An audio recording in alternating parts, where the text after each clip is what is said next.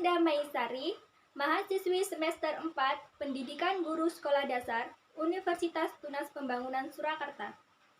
Kali ini saya akan menjelaskan rencana pelaksanaan pembelajaran Sekolah Dasar kelas 4 materi Ilmu Pengetahuan Alam. Tema 1, kebersamaan. Subtema 2, keberagaman budaya bangsaku. Oke, langsung saja kita simak video berikut ini. Assalamualaikum warahmatullahi wabarakatuh. Iya, sudah masuk semua ya? Sudah. Oke, duduknya dirapikan.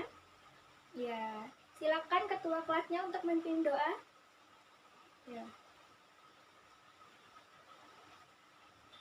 Alhamdulillahirrabbilalamin. Bagaimana kabar anak-anak semua? Alhamdulillah sehat. Alhamdulillah ya. Untuk pelajaran hari ini sudah siap? Sudah ya? Oke, kalau sudah siap, Ibu minta tolong berdiri dulu. Ya, berdiri semuanya. Coba kita lihat kanan kiri kita. Kira-kira ada sampah di bawahnya, di sampingnya? Kalau ada, Ibu minta tolong diambil, kemudian dibuang di tong sampah depan kelas. Oke, sudah ya? Sudah. Kalau sudah, kembali duduk di tempat duduknya masing-masing. Oke. Siapa hari ini yang gak hadir? Coba dicek kanan kiri temennya yang gak hadir. Ada? Oh, alhamdulillah hadir semua ya. Alhamdulillah. Semoga kita selalu diberi kesehatan, kerahmatan, dan keistiqomahan oleh Allah Subhanahu wa Ta'ala, supaya kita bisa mengikuti pelajaran dan sekolah setiap hari. Ya. Materi yang akan Ibu sampaikan hari ini sudah tahu? Belum ya? Yaitu tentang ilmu pengetahuan alam. Oke, Ibu akan memberikan contoh dulu di pertemuan awal ini. Nanti Ibu kasih media dan anak-anak semua menebak ya, ini kira-kira gambar apa, namanya apa, terus cara memainkannya itu bagaimana, dan yang paling penting apa hubungannya dengan materi yang akan kita pelajari kali ini. Ya, materi kali ini judulnya atau temanya yaitu tentang memahami sifat-sifat bunyi dan keterkaitannya antara bunyi dengan indera pendengaran. Sebelumnya, Ibu sudah menjelaskan ya bagian-bagian yang ada di dalam telinga kita dan fungsinya. Sekarang, Ibu mau menjelaskan apa keterkaitannya antara bunyi atau suara dengan indera pendengaran kita. Kenapa kita bisa mendengarkan suara ya? Nah, seperti itu. Hari ini kita akan mempelajari materi tentang sifat bunyi dan keterkaitannya dengan indera pendengaran. Oke, udah siap ya? Ibu minta tolong perhatiannya. Tolong perhatikan Ibu sebentar. Jangan ada yang ngobrol sama temennya. Udah siap? Oke, bagus. Nah, sekarang Ibu mau tanya.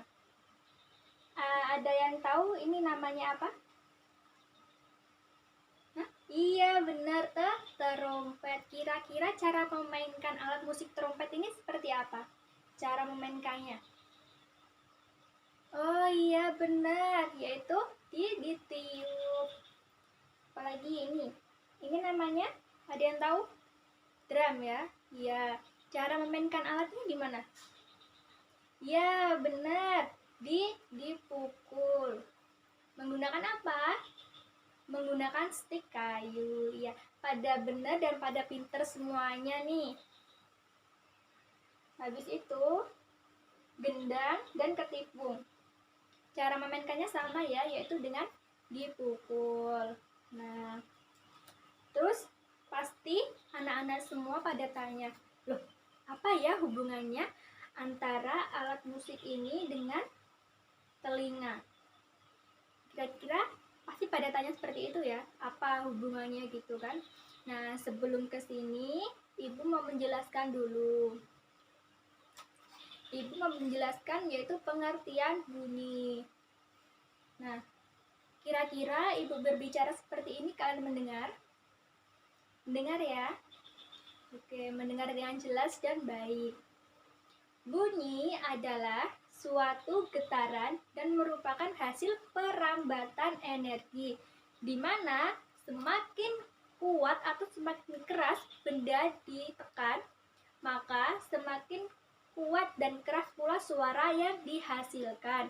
Begitu pula sebaliknya, semakin lemah benda dipukul atau ditekan, maka semakin lemah pula suara yang dihasilkan. Jadi dengan demikian bunyi dapat merangsang indera pendengaran sehingga kita dapat mendengarkan suara.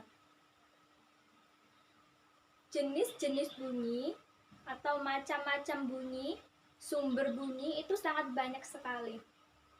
Contohnya yaitu pita suara. Kita bisa berbicara seperti ini menggunakan pita suara. Ada yang lain? Sumber-sumber bunyi ada yang tahu dari apa lagi? Ketika kita memukul meja menghasilkan suatu bunyi. Itu namanya dari benda. Oke, pada pinter semuanya. Selain itu, bunyi juga memiliki beberapa sifat. Memiliki tiga sifat bunyi. Ada yang tahu? Belum ada yang tahu. Sekarang Ibu jelaskan. Mohon jangan berisik. Ya, perhatikan Ibu ya. Sifat bunyi itu ada tiga. Yang pertama sifat bunyi merambat melalui benda padat. Kemudian sifat bunyi merambat melalui benda cair. Dan yang terakhir yaitu sifat bunyi melalui benda yang merambat pada benda gas. Oke. Biasanya sifat bunyi yang merambat pada benda padat itu mainan telepon-teleponan.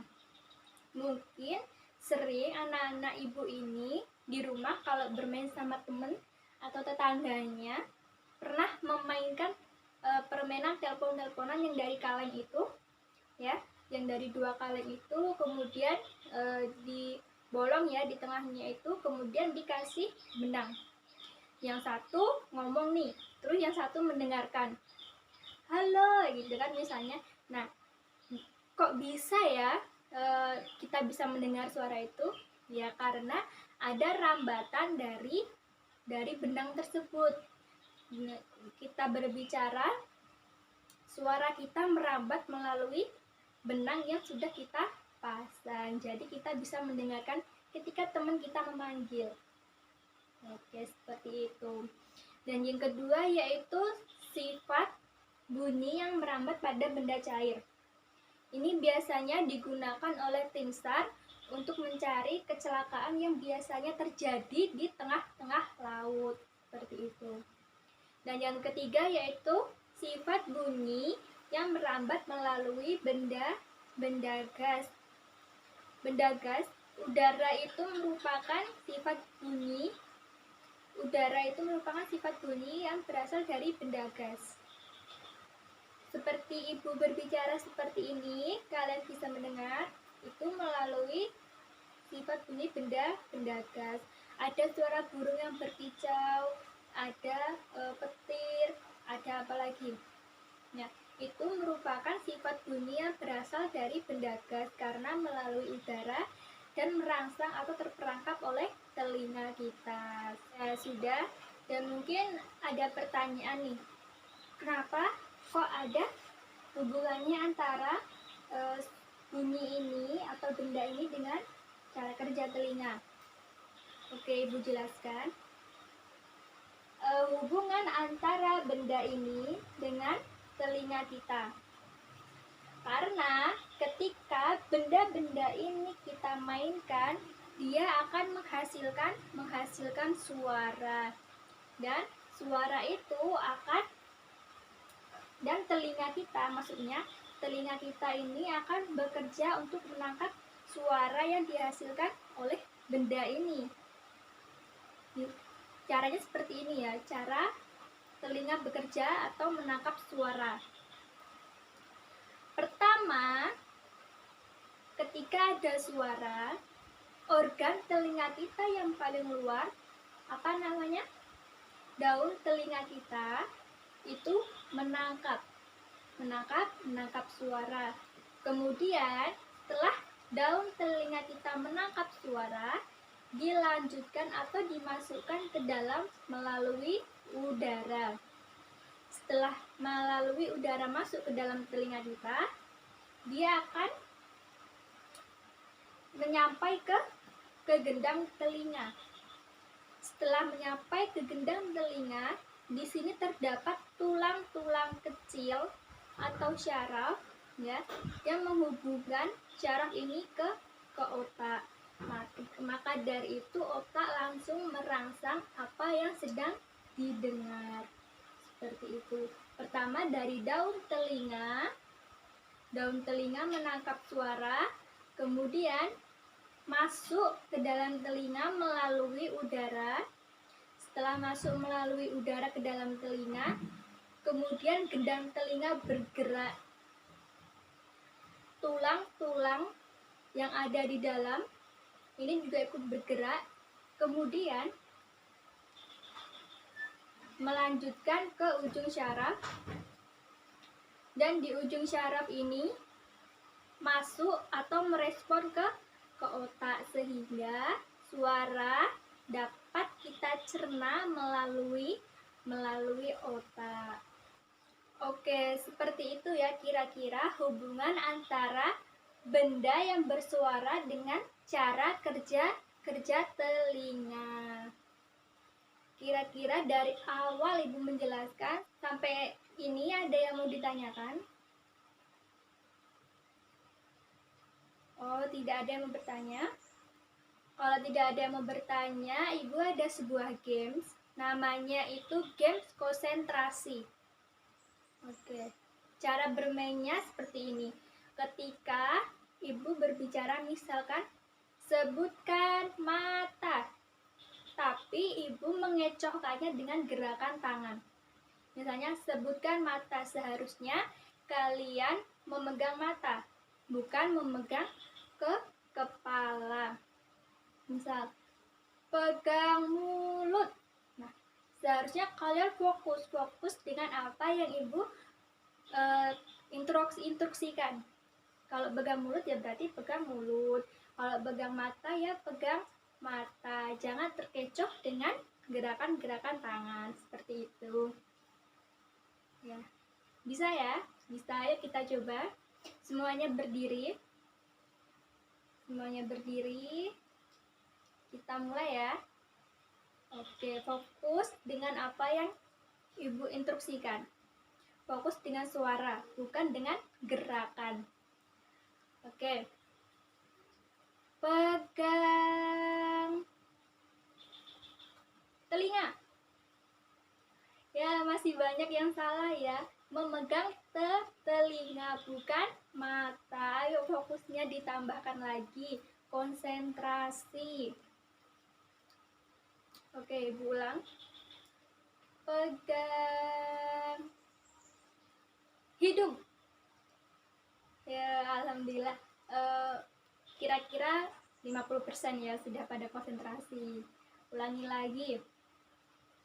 Ibu berjalan memegang kaki. Wah, pada salah semua ya. Iya, berarti tandanya kurang fokus, tidak memperhatikan, tidak merespon apa yang sedang Ibu bicarakan. Oke, mungkin cukup sekian pelajaran hari ini. Untuk tugasnya Ibu bagikan, tolong dikerjakan di rumah nanti. Dan kira-kira kalau ada yang belum paham bisa ditanyakan sekarang. Tapi kalau ada yang malu bertanya, bisa tanyakan langsung sama Ibu, atau ketemu Ibu di jalan, di kantor, atau dimanapun bisa ditanyakan. Kalau malu tanya sama Ibu, boleh tanya sama temennya yang paham. Seperti itu ya. Oke, Ibu akhiri. Wabillahi taufiq wal hidayah. Wassalamualaikum warahmatullahi wabarakatuh.